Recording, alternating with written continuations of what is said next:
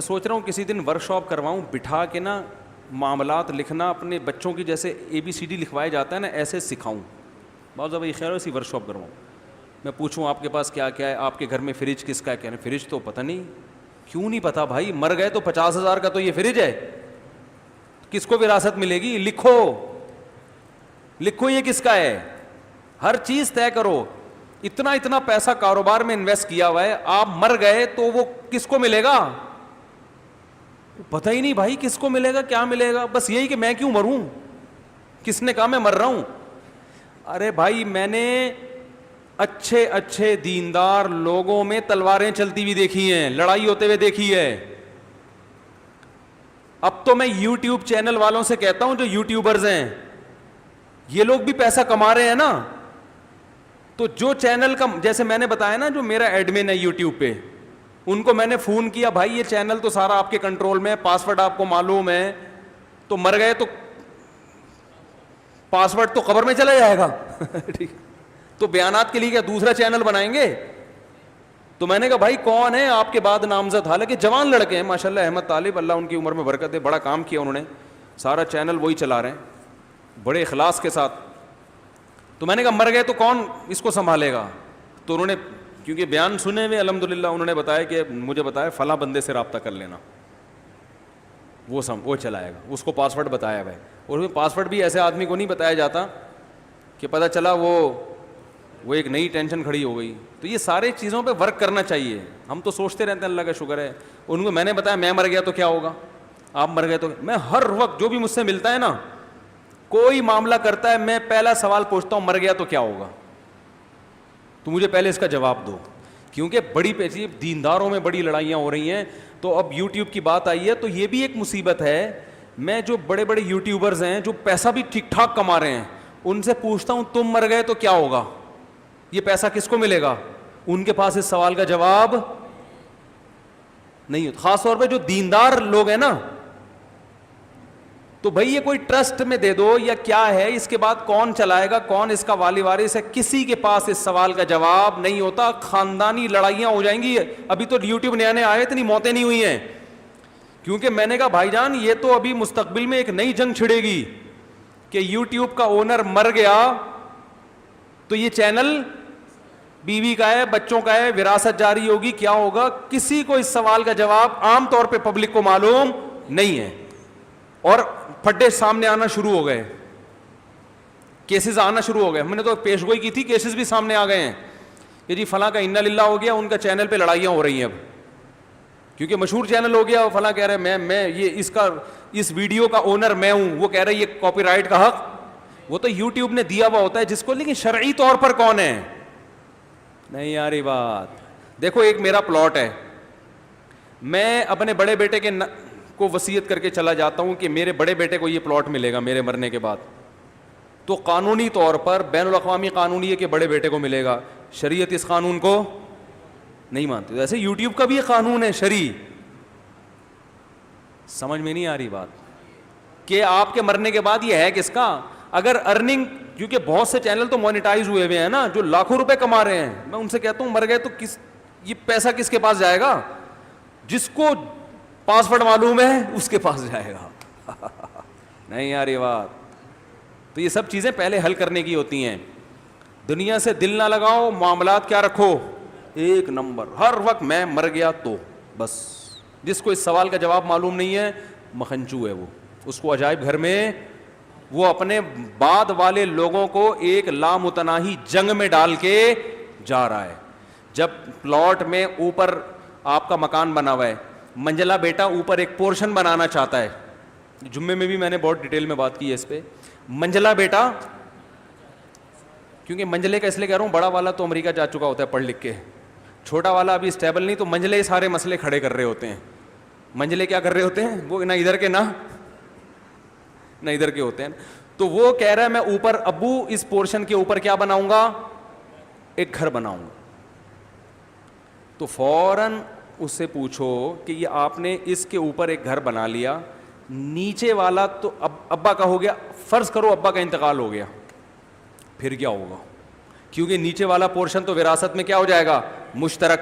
جب مشترک ہو گیا ایک بھائی کا میٹر گھوما, اس نے بولا میں اسے بیچتا ہوں, مجھے میرا حصہ چاہیے. کیا خیال ہے بھائی جان؟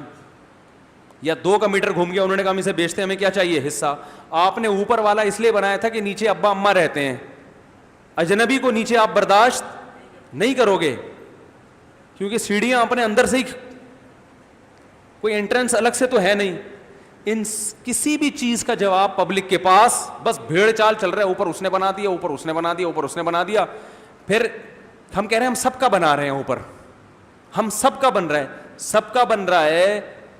اب دیکھو ایسے کیسز ہو رہے ہیں, ابا کا انتقال ہوا, ایک پورشن ہے, سب مشترک رہ رہے تھے, پیسہ ایک نے زیادہ لگایا ہے اس میں. پیسہ کس نے زیادہ لگایا؟ ایک نے. اس لیے کہ ابھی تو سب رہ رہے ہیں. او بھائی جب الگ ہوگے تو فیصلہ کرو کہ جس نے زیادہ پیسہ لگایا ہے اس کو الگ سے ملے گا کہ نہیں ملے گا.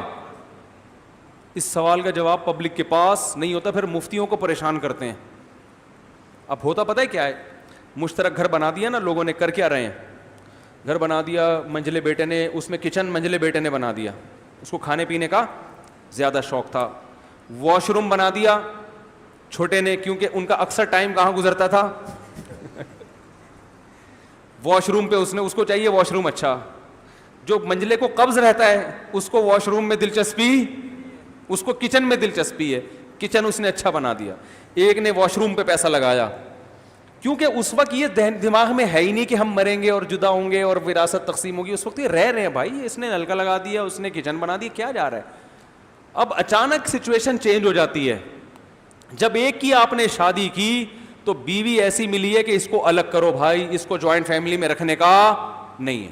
اب الگ کریں گے, وہ بولے گا میں نے لیٹرین میں اتنا پیسہ اس لیے تھوڑی لگایا تھا کہ میں کسی اور لیٹرین میں جا کے بیٹھوں.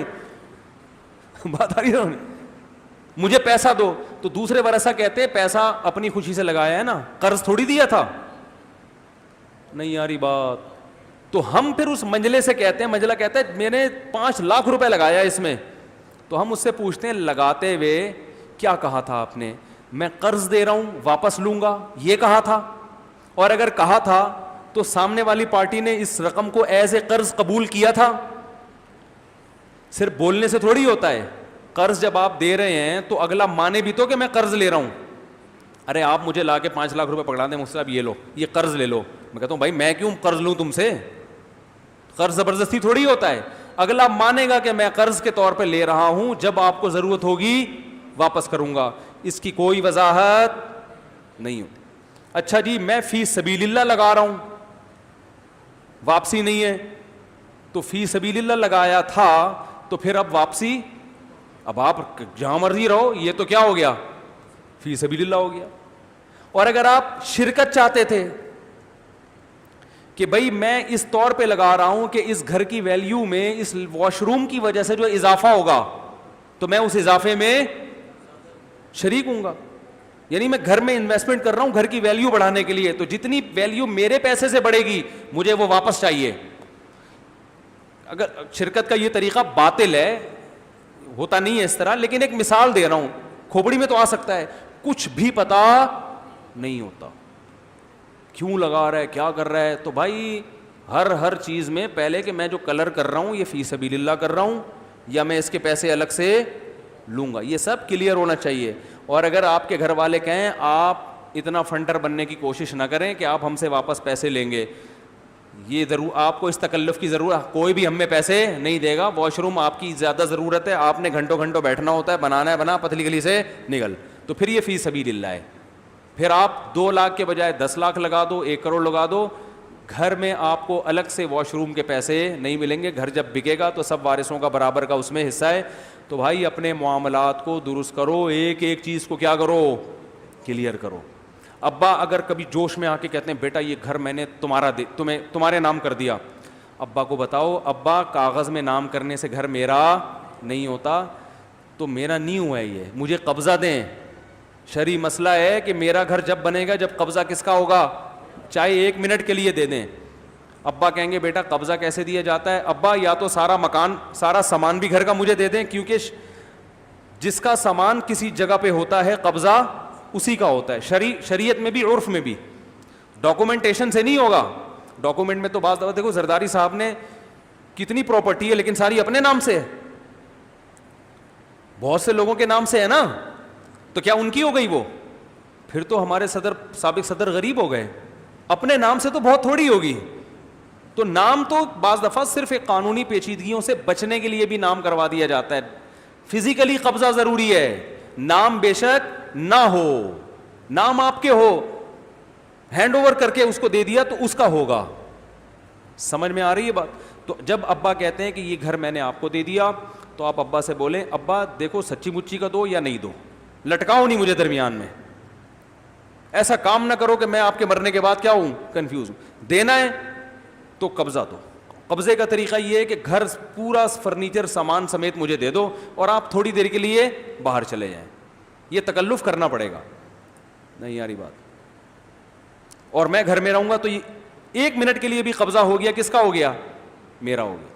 اور اگر سامان سمیت نہیں دینا چاہتے تو پھر آپ اپنا سامان سارا گھر سے باہر نکالیں. ابا کو آئے گا غصہ کہ کیسی باتیں کر رہا ہے, تو پھر اگر غصہ آنے کا خطرہ ہے تو ابا سے بولو ابا آپ نے میرے نام کر دیا, لیکن ویسے جنرل نالج کے لیے بتا رہا ہوں کہ میرا ہوا نہیں ہے یہ, ہاں اس میں وراثت جاری ہوگی. پھر ابا کو ٹینشن نہیں دو بلا وجہ کی کہ گھر سے باہر نکلیں, گھر میں آ جائیں, سامان نکالیں, کوئی ٹینشن دینے کی ضرورت نہیں ہے.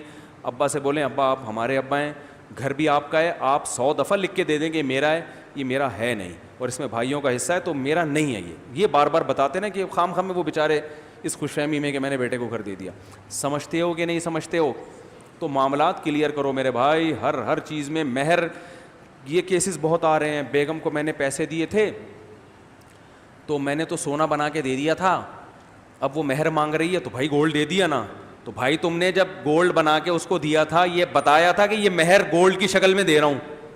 مہر تو طے ہوا تھا 10 لاکھ روپے, سونا آپ 10 تولے اس کو دے رہے ہو, تو بتاؤ تو یہ مہر ہے.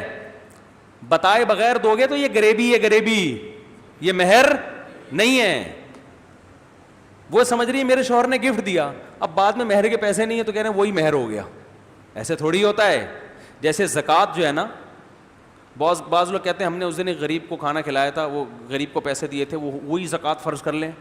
ایسے تو پتہ نہیں کتنوں کو کیا کیا کرتے رہے ہو. تو جب دو گے تو نیت کیا ہونی چاہیے؟ زکوٰۃ. اس میں تو زبان سے کہنا ضروری نہیں ہے, نیت کافی ہے, لیکن مہر میں زبان سے کہنا ضروری.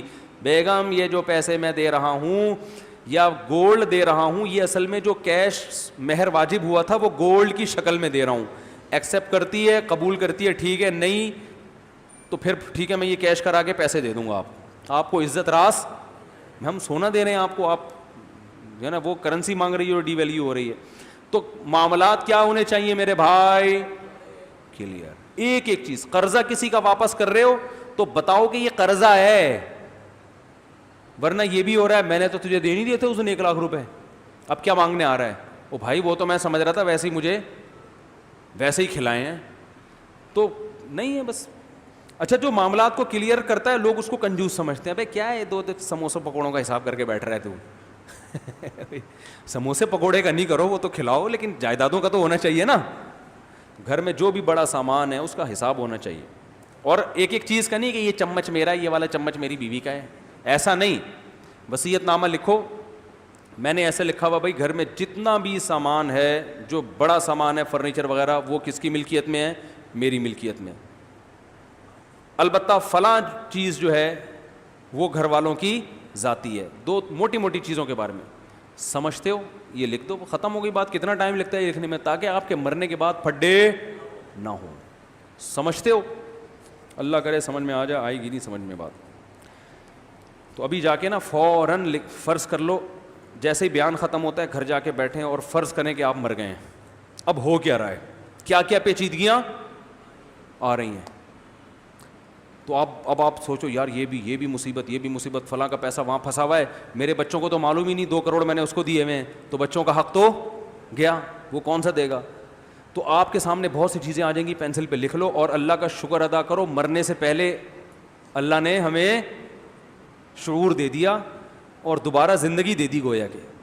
تو گویا یوں فرض کرو اب میں دوبارہ زندہ ہو کے, اللہ نے مجھے مہلت دی, بولا تو مر گیا, تیرے تو پھڈے کھڑے ہو گئے, میں تجھے ایک اور زندگی دیتا ہوں, دوبارہ زندہ ہو کے لکھ لے, بچوں کو بتا دے.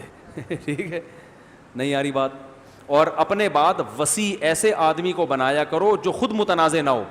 مثال کے طور پر باپ ہو آپ, بیٹوں کے پھڈے ہونے کا خطرہ ہے نا, تو اب یہ نہیں کہ میرے بعد یہ بڑا والا بیٹا مسائل حل کرے گا, اس پھڈے کو نمٹائے گا, وہ تو خود ایک خصم ہے, وہ تو خود اس جھگڑے کا حصہ بنے گا, کیونکہ جائیداد میں اس کا بھی حصہ ہے.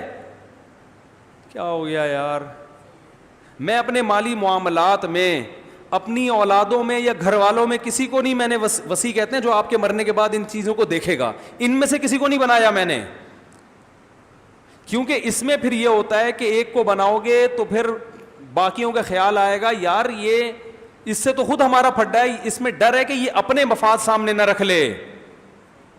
نہیں یاری بات. مثال کے طور پر فرض کرنے میں کوئی پابندی نہیں, 4 بیویاں ہیں آپ کی, فرض کر لو آپ نے چاروں کو مہر دینا ہے, 1-1 لاکھ روپے بانٹنا ہے, وہ چاروں کا مہر آپ نے وصیت کی 4 لاکھ اور ایک بیوی کے پاس رکھوا دی ہے کہ میں مر گیا تو باقی 3 اس سے وصول کر لیں, یہ آپ کے احمق ہونے کی نشانی ہے.